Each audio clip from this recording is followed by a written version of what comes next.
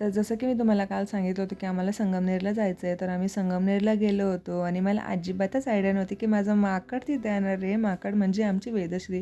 तिला बघून मला इतका आनंद झाला ना, काय सांगू तुम्हाला. मस्त तिच्याकडनं गोड गोड पप्प्या घेतल्या आणि इथं ना मम्मीने त्यांचं सामान भरायचं चालू होतं आणि लगेचच आम्ही परतीच्या प्रवासाला निघालो. जाता जाता भरपूर सारं आभाळ आलं होतं, त्याच्यामुळे पहिले रेनकोट घालून घेतला आणि घरी पोचल्या पहिले फ्रेश होऊन घेतलं, कारण भयानक असं डोकं दुखत होतं. म्हणून लगेचच चहा घेतला आणि घरून आणलेला खजाना बाहेर काढायला घेतला. जात्यात रस्त्यामध्ये ना छान ताज्या मेथीच्या जुड्या भेटल्या होत्या, त्याच्यामुळे मेथीच्या जुड्या घेतल्या. घरून गावठी जास्वंद सांगितली ती, कारण मला तेल बनवायचं होतं.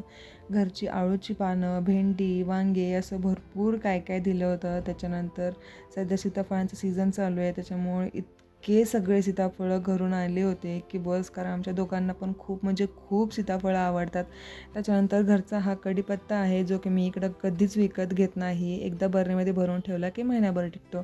त्याच्यानंतर मसाले आणले होते, दोन्ही पण मम्मीने भरपूर काय काय भरून दिलं होतं. त्याच्यानंतर मनुके, बदाम, काजू हे मी माझ्या पप्पांच्या दुकानातनं घेतलं होतं, कारण तिकडं खात्रीशीर भेटतं म्हणून मी तिकडनंच कायम आणत असते. त्याच्यानंतर माझ्या मम्मीने घरून बनवलेलं दही दिलेलं, जे की मला खूप आवडतं आणि त्याची जेव्हापासून मी कढी बनवायला लागले ना, तेव्हापासून कढी आमच्या दोघांची पण फेवरेट झाली आहे. ते सगळं झाल्यावर हे सगळं असं किचन ओट्यावर मांडून ठेवलं आणि इथं ना आमची वैदू तिच्या पप्पांचा बड्डे होता म्हणून त्यांना विश करत होती आणि तीच गिफ्ट मागत होती बरं का.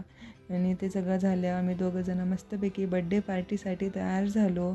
भाऊजींना मस्तपैकी केक भरवला, ओवाळून घेतलं आणि हॉटेलमध्ये जेवायला गेलो आणि इथं ना मी सगळ्यांचा व्हिडिओ घेतला होता, जो की आलाच नाही. त्यासाठी सगळ्यांना सॉरी. बाय.